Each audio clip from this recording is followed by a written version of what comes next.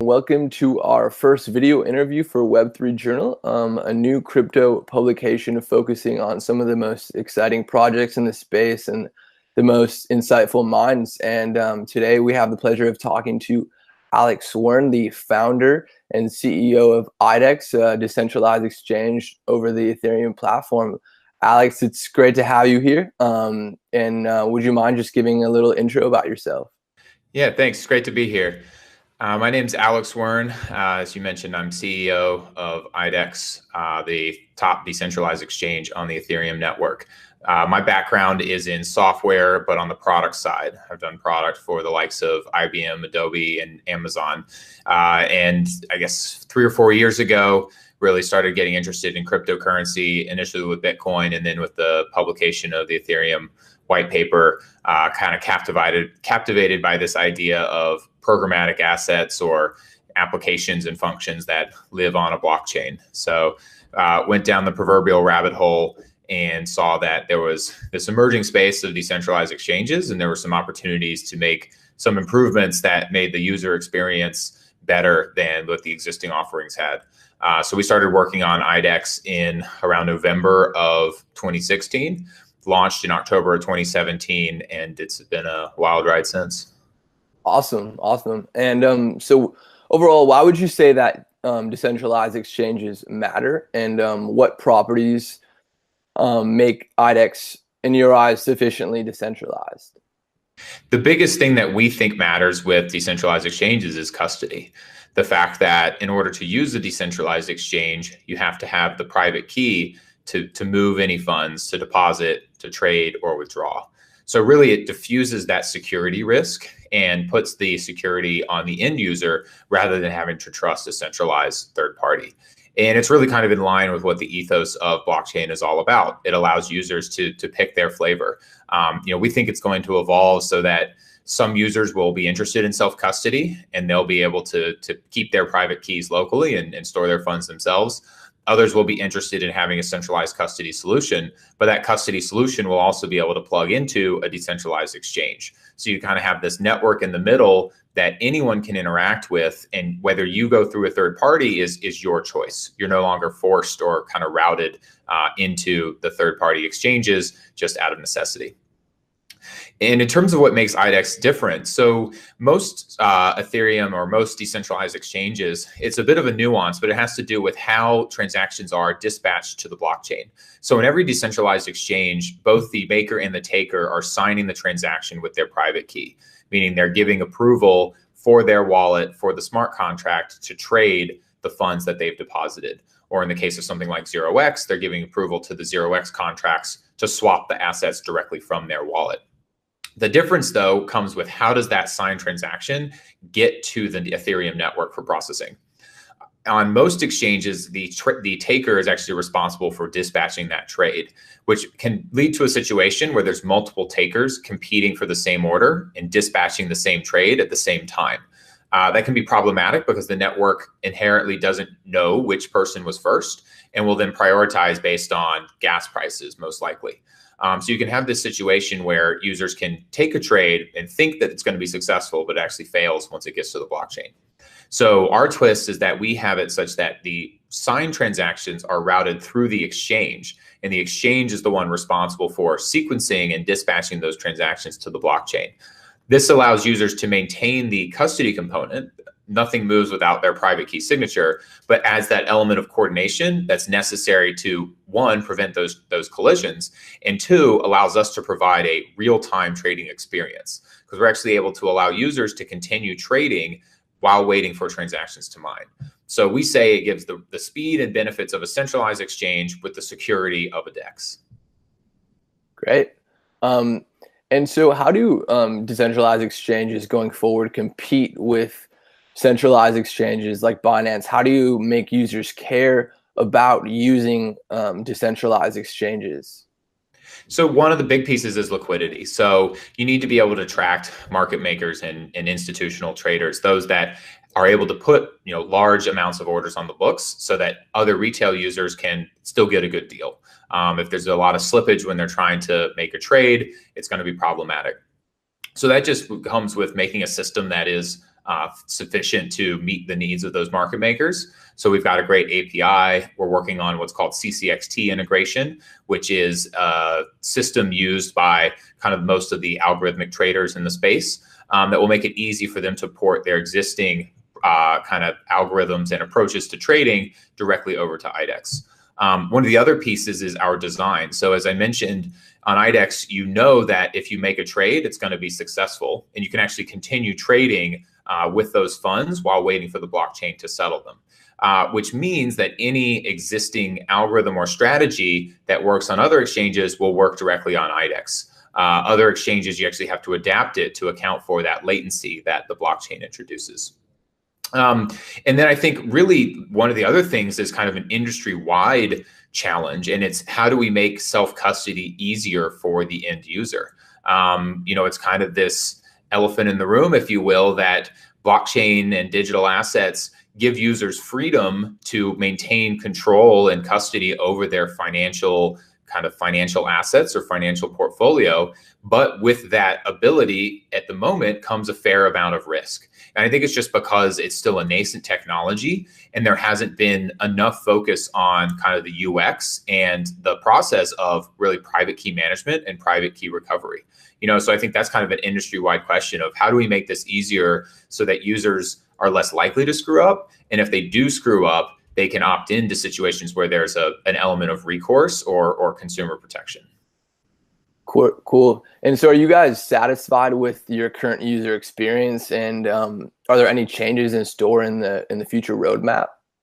There's absolutely changes in store. So without getting too technical, we'd like to add more different types of orders. So right now, users are only able to put an order on the books and then take a specific order. It's more akin to what's called a bulletin board, where users are selecting the specific orders themselves that they want to fill. We're looking into how we can bring in a more traditional matching approach, like other actual exchanges would have. We're also looking at different order types. There's some cool projects coming out that are looking at doing margin lending on the blockchain. So there's the question of how can we add margin positions and margin trading within IDEX itself. So I think a lot of it's just, we've started with the core functionality, and we're thinking of how can we build this out over time so that it matches the capabilities of other exchanges, but at the same time maintains that custody component. And what is your vision for the long-term infrastructure of crypto, and how does IDEX play a role in that? Yeah, so I think this is a huge question. I don't know what it's going to look like. It certainly seems that it's trending towards a multi-chain future.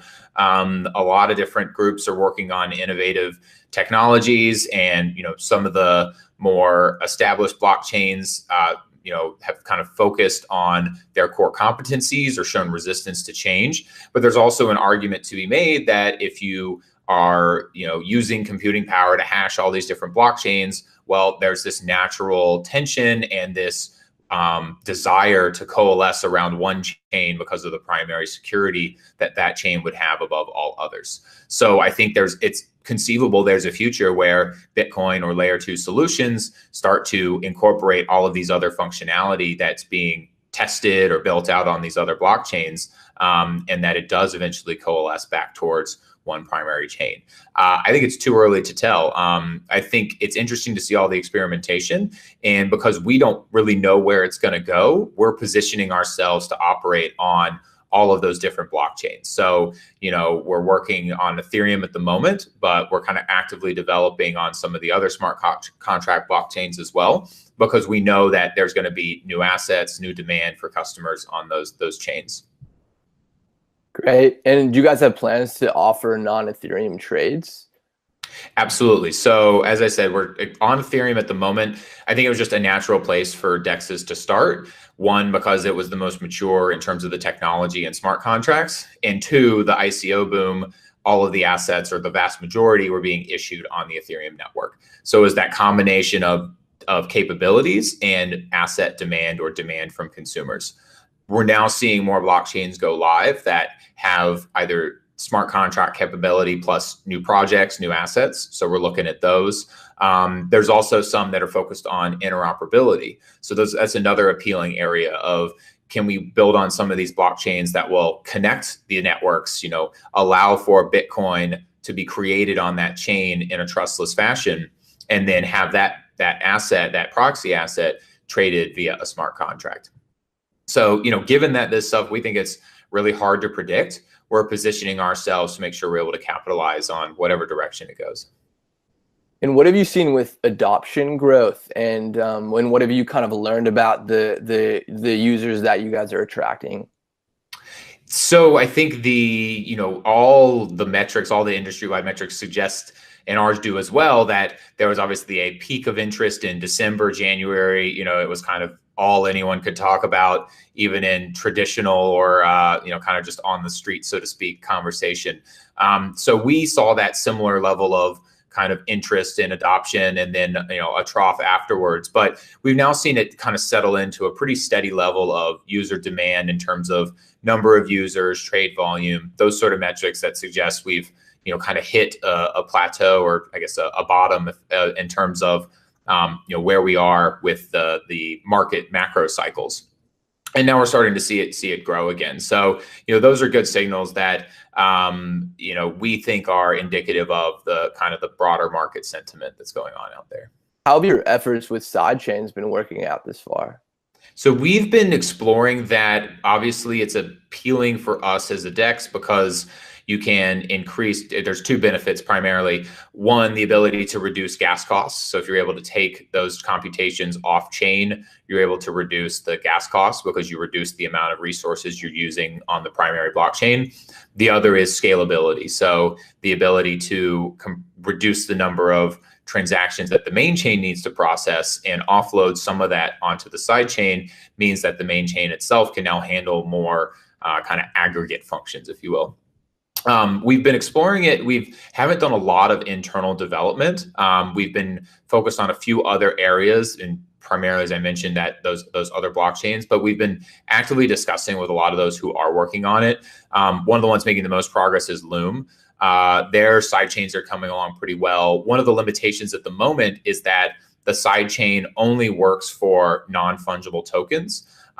If we were to and the problem that creates is that the assets are not divisible. So you could deposit for Ether, for example, onto a sidechain, but you'd be given one token that represents that total of 4 Ether.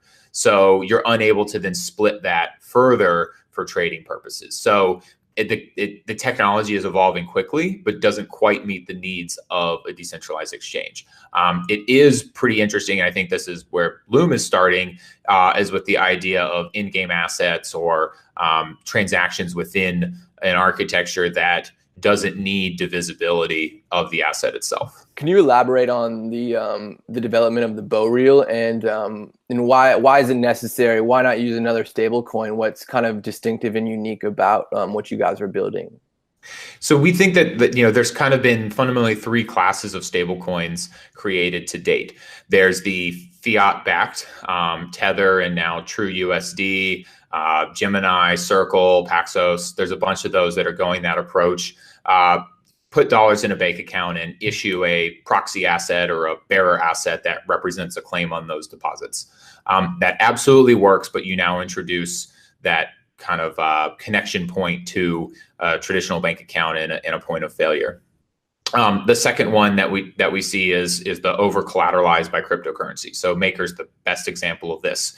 Put an amount of cryptocurrency into a contract more than the value of the stable coins that are issued. If the value of that collateral starts to drop, then it's designed in such a way that people can basically liquidate that portfolio and pull the collateral out by destroying some of the stable coin that's there. So you use market forces to ensure that the stable coins remain stable. And that's actually shown itself to be very resilient to the bear market. It held the peg all the way from, I think it was 800 down to 200. It was around, I want to say it was around $800 when it launched.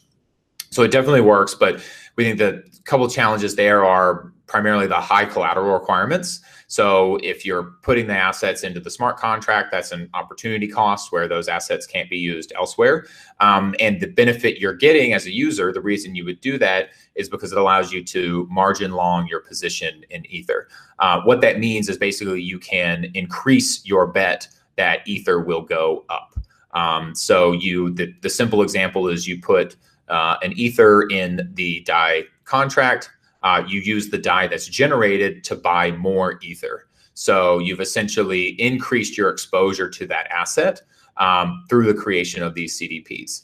But that's then relying on those users to actually create, or excuse me, it's relying on demand for margin long on the assets in order to create the collateral or to create the stablecoin, which could potentially limit the supply in the future because there's a requirement of sufficient demand for the product in order to generate the asset itself. And then the third type is the algorithmic stablecoin. This uses a system of kind of shares and dividends, so to speak, where the stablecoin itself is issued to shareholders. If the value starts to drop, they sell more shares in order to get more collateral to back and issue those stablecoins.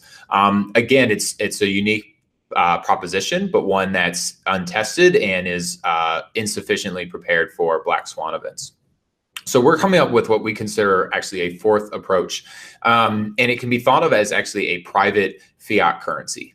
And we know that's kind of a dirty word, but we're trying to convince people that it's not the nature of fiat that's problematic. It's the nature of the system of incentives and who issues the currency that creates kind of the negative impact of our existing monetary system. And to elaborate on that, our idea is that there will be a coin, a stable coin, that's issued and backed by initially IDEX itself. So the stable coin will be redeemable on IDEX in lieu of trade fees. So it can be thought of as, you know, an IDEX gift card or IDEX dollars. As the circulation starts to grow, we'll begin lending that stable coin to customers. Those loans will have to be repurchased, or excuse me, those loans will have to be paid off, including interest, which will be another form of kind of upward price pressure on the boreal. So those users will serve as another source of demand when they need to repay those loans. And then we also hope to recruit decentralized applications to back the boreal, essentially guarantee its use on their platform. And for doing so, they'll get a share of the revenue that comes from the lending side of the system. And if you think of kind of a existing government currency, it works a lot like this, where you've got a government that is saying this currency can be used amongst all these businesses and by all these consumers. It's something that everybody agrees is a legal tender, but the issuance process and the benefits that come from issuing it go directly to the government. And they use that issuance process for political benefits. So that the mandate of the Federal Reserve is to control unemployment and inflation within the US economy.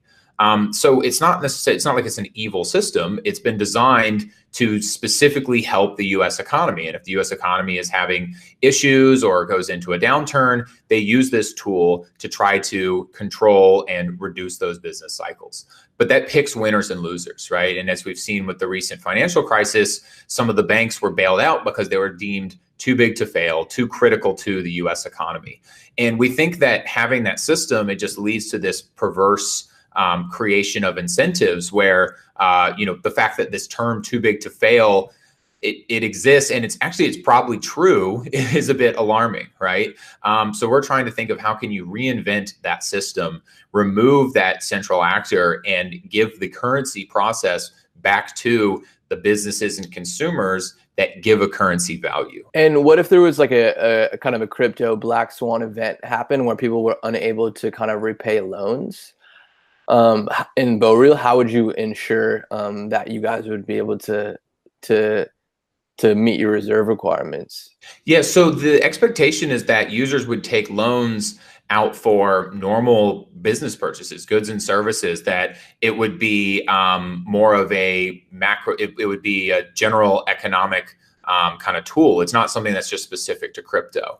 So we're starting in crypto because that's where people are more open and interested in this type of product. But the expectation is that it would actually eventually be used for traditional goods and services. And so one of the things that will be interesting is, because crypto is worldwide, we can actually be bringing in customers from different economies all over the world that are ideally not as tightly correlated as if you're loaning just to local users or just those in the US. There's actually a history of private banks issuing their own currency. And one of the challenges was that they were geographically restricted in their ability to do so. So a bank in the Midwest could only loan to Midwest, and that would be primarily farmers, for example. So if you have a bad year in terms of crops, you've got a bunch of people defaulting on their loans, and then that bank had trouble making its obligations. So if you're able to open it up to people all over the world, you can kind of diversify that loan portfolio and eliminate a lot of that risk that comes from being exposed to local market forces. Cool. And what kind of time scale are you looking at for moving? Because you guys mentioned in the white paper too about moving even towards providing full-fledged banking services. How do you see that playing out over the long term? So we think that, admittedly, this is a really new concept. It's going to take a while for people to wrap their heads around. There's going to be a lot of skepticism, and the best way to prove it is just going to be operations for a period of time. It's similar to how Bitcoin has evolved, right? 10 years ago, when the white paper was released and the Genesis block came out, people were like, what is this thing? It took years for people to even learn about it. And then it's been waves of skepticism since, right? And I think, we're seeing this this progression where everyone learns about it, they dismiss it, then they try to understand it a little more. Some people say, actually, those properties make it, I understand why it could make it valuable. I don't know how valuable, but I'm going to potentially put some money in and try and learn more. And we think that a similar kind of thing is going to happen with this notion of a private digital currency, that people are going to be skeptical at first, but over time, as they see it operate, they'll start to get more comfortable with it. So you asked about kind of adoption and rollout plans. So the idea is that we hope within a few months, we'll be able to release the first version that will be used exclusively on IDEX. And it'll have one goal. It'll be to repay trade fees. So users will be incentivized to use the currency because they'll get a slight discount for doing so when they pay with the boreal. So that will help generate demand and get the stablecoin in circulation. As it starts to grow, we'll be able to use it as a base currency on IDEX, stable base currency for trading in and out of, in order for people to eliminate the need to always trade against Ether as a base currency. And then as it grows further, we'll plan to start opening up the lending services. And I think some of that requires the identity component of blockchain to evolve. We think that on-chain identity will eventually be linked to people's real world identity, and that it will become a valuable economic indicator, in many ways more valuable than existing credit scores or existing metrics to understand how trustworthy is this individual from an economic perspective. And then we also want to be able to link the loans back to the traditional legal system, because if people default on their loans, we want to be able to have a system of recourse similar to the system that exists today in the existing banking system. So there's a lot of infrastructure that needs to be developed, but you can kind of see a path over the next 5-10 years that gets us to this vision. Cool. So it's a bit of an attempt in some ways to merge some of the traditional infrastructure, I guess, with the crypto ethos. Exactly right. And I think, the things that make this possible to revisit, as I mentioned, private currencies were tried before, and there were a couple issues. So one was kind of lack of transparency. Well, the blockchain is a perfect tool for that. You'll be able to see at any time how much is in circulation, what's kind of being used on IDEX as payment for trade fees, how are the loan repayments going. It's kind of an open system where anyone can judge for themselves how healthy it is. You also have the ability for a private entity to issue an asset that cannot be counterfeited. That was one of the challenges of private currency, was that it's very difficult to issue a currency that someone else can't just copy or create their own version of. A blockchain eliminates that. So there's some elements that we think make this idea that it's very compelling and that this is the right time to revisit it. And what do you guys do with your revenue and reserves? So in that case, the plan is to distribute it back to those who are using the boreal, the businesses that are backing the boreal and giving it value. And one of the other pieces that I haven't touched on is our staking plan. So as I mentioned, IDEX is kind of a hybrid design where we run a lot of this stuff off chain, and a lot of this the custody and settlement is done via the smart contract. We have our own token, Aura, which will be used to create a proof of stake network to run the currently off-chain components. Those who stake will earn trade fees from IDEX, as well as revenue from the boreal for operating that infrastructure. And I think, a lot of what we think about a lot is the token economics, this idea that you can use a digital asset to compel a group of distributed actors to all move towards the same goal and row in the same direction. In this case, it's how do we use this group of actors to create and give value to this new form of a more decentralized economic system, both in terms of asset exchange as well as in terms of actual currency production and usage. And what do you think the biggest challenges you guys face are going forward? So at the moment, they're technological. Just figuring out, there's a ton of new technologies coming on the scene.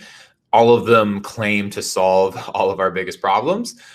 Certainly some will be successful, some more so than others. So that's a big challenge right now, is just like keep staying focused, figuring out which ones are useful and which ones are not. And then, kind of deciding that direction and executing on it.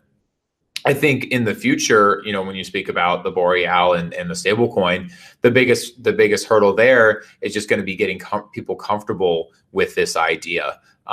There's a lot of just familiarity and comfort with the idea of a government issued currency, but it hasn't been like that way forever. And actually, it's only very recent that that process has been turned over to a central state authority. For the longest time, it was based on, communities had their own currency based on what they valued. So we think that this technology makes it possible to kind of revisit and reinvent the idea of currency production and creation, and just ask that question, is it really best to have currency production coupled with nation states, or is there a better way to do it? And that's what we're trying to create with the boreal. And what kind of feedback and response are you seeing from, I guess, traditional financial infrastructure and their, perspective on cryptocurrencies? It depends on who you ask, right? We've got one advisor who was the former chairman of the New York Mercantile Stock Exchange. We were talking with him the other day, his opinion on self-custody, the idea of will institutions and individuals maintain control of their cryptocurrency. And he said in 10 years, absolutely. He thinks that as the larger institutions come in, they're going to want to control that process, the kind of ownership as well as security component around digital assets, which speaks very well to the prospects of decentralized exchanges. If centralized exchanges lose that benefit of holding everybody's funds, then you need to look to alternative systems that will allow for frictionless asset trading in such a way that still maintains the properties that those traders and institutions are looking for. And that's what we are really focused on at IDEX, is how can we create the best trading experience possible, but do so in a way that individuals and institutions can maintain control of the funds throughout the entire process. And how do you see the Bitfinex Tether saga unfolding? And is that affecting, I guess, how you guys are doing? And how do you think the sentiment and the scares there are kind of affecting the entire market? It's an interesting thing to watch, right? There's so much to discuss there. I won't begin to speculate on where it's going to end. I do believe that the money is there, if for no other reason than because they'd be absolutely crazy to continue doing it. It seems like maybe that it wasn't there at some point, and now they've backed in with reserves. Again, this is all speculation. I think one of the interesting things I saw the other day was people have been screaming for an audit from Tether. People have been saying, oh, well, why don't they just give us an audit and show that the funds are there? They had the attestation from a law firm that, said they have account balances that match the amount of Tether in circulation. There was a comment from one of the Winklevoss twins yesterday about the fact that an attestation is actually the best they can do to prove that funds are there. An audit is a process that actually doesn't apply or is unavailable for something like this. And that's actually how they're going about proving that the funds are there. So, and that was one of the things that people were screaming was, show us an audit, show us an audit. So I think there's a level of misinformation. I certainly wish they'd be, it doesn't feel transparent. I don't know why they would obfuscate some of the details like they are. You would hope for more transparency. So that does give me a little bit of concern, but we'll see where it shakes out. Again, don't have enough information to really speculate beyond that. Where do you see the current state of crypto being right now? And what do you think fuels the next cycle of adoption? I don't know what's going to kick it off, but I think it's kind of where we were after 2013 and 2014, 2015, where if you're following the space, there's a ton of stuff being done. There's a ton of stuff being built. Ethereum was launched in summer of 2015.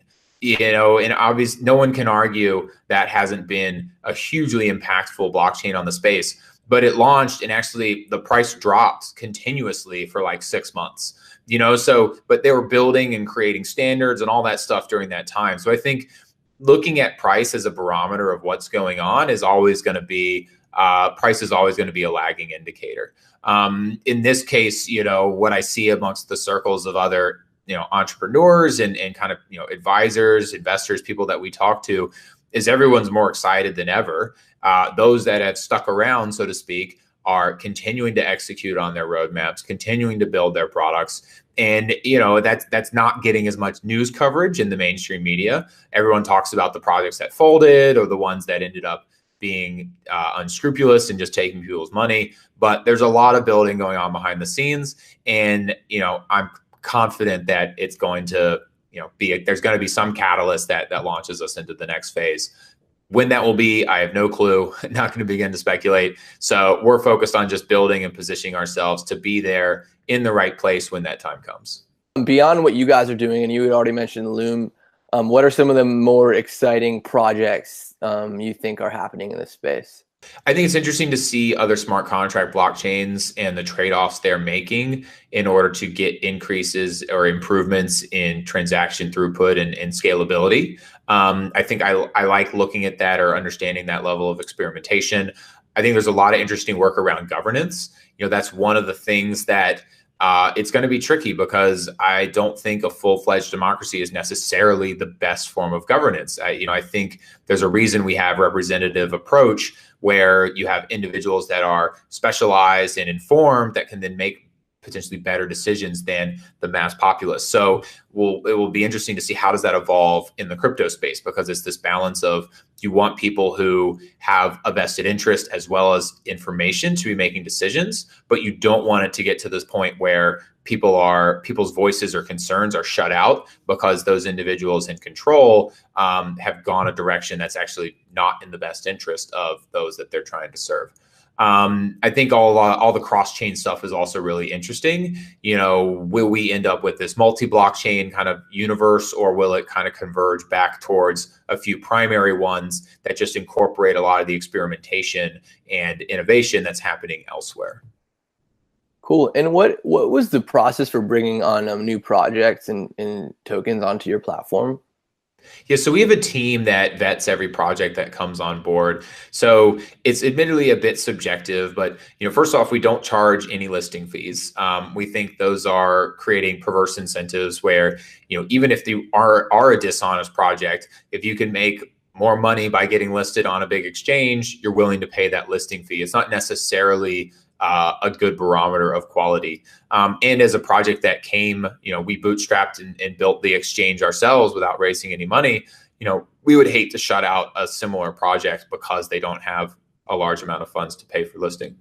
So we look at kind of primarily the team and kind of the project that they're working on. So we require every team to actually Skype with us, talk with them, understand kind of their goals and what they're trying to do. It's amazing how much you can learn in a 10-minute conversation with someone in terms of just getting that connection and seeing that they're making an honest effort on the project that they're building. So we're not trying to, pick winners or losers, so to speak. We want to be more democratic and open, but it is a bit tricky because as one of the big exchanges, listing a project is seen as an endorsement of sorts, even though we're clear to say that, all we know is that this project is eligible for listing on IDEX. Do your own due diligence. But there is an element of trust that comes from managing that listing process. So it's really tricky. If we screen too many, people will scream censorship. If we let too many on, people say, how did you not know that project X, Y, and Z was going to fail? Eventually, and this goes back to the governance question, we'd like to turn that over to those in the community. We'd like to figure out a system that allows people to be able to vote or bring in projects that they think are worthy. But again, you have to be careful to how do you design that system so that it doesn't get corrupted or that it doesn't, move too far away from what is in the best benefit of the broader community. So you're interested kind of in bringing those governance questions onto the Aurora token so stakers can kind of have a say in the direction of the project? Absolutely. And I think, we've got our vision of where we want it to go for the short term, but certainly we're not perfect. And we think that a lot of the power of open source is making it available and accessible for others to contribute to either their ideas or their, potentially even their code. So that's something that we're absolutely thinking about long term is how can we better incorporate some of those democratic components of open source software. And what other projects are you kind of looking at for examples? What projects you think have done a really good job with that? I think the maker community is a good example of one that's pretty open, that has a fair amount of contributions from those that are kind of outside the core team. I think Ethereum itself is an interesting example. I go back and forth. Sometimes I wish they had exerted more control, invested more of the funds of the foundation and kind of pushed a particular agenda in terms of development. But it's impossible to argue that they haven't done a fantastic job at nurturing the community. And the number of developers that are working on different projects, but aligned to and dedicated to Ethereum specifically is pretty impressive. And I think it's because they've taken that approach of, as much as possible as a leaderless organization. Vitalik is without a doubt seen as the CEO of sorts, but he does a very good job at trying to frame himself as an ambassador, but not necessarily an owner. So I think that the Ethereum community and foundation itself is one that there's a fair bit to learn from. In terms of its kind of like interoperability with the legacy financial system, what do you think? Like, do you think Bitcoin or Ethereum is kind of better positioned to be more embraced by, I guess, the legacy system? No clue there. I do know, talking with kind of traditional financial institutions and individuals, a lot of them are excited by the tokenization process, security tokens being an example. I do think that will end up being a pretty big sector. Some people say, why tokenize a security? It's not decentralized. What value are you adding? But if you dig into it, there's a complex process on the issuance. It really comes down to a lot of the compliance stuff. So in terms of issuance and then ongoing compliance and reporting requirements, there's a lot that a blockchain can help with, primarily with the fact that you can build in rules and regulation into the asset and the smart contracts themselves. So having that level of control into a digital asset is likely to reduce costs for those in that space and lead to more and more of those assets migrating into a digital asset format. So that's another area that we're heavily exploring is how do the properties of blockchain, even if it's not fully decentralized and ownerless like Bitcoin, how do the properties of a blockchain and digital asset improve the existing financial system? And then is that an area that we want to be a part of? Great. Well, thanks so much, Tom. Alex, that's all we have for today. Really appreciate it. And good luck with everything going forward. Yeah, thank you. Appreciate the time.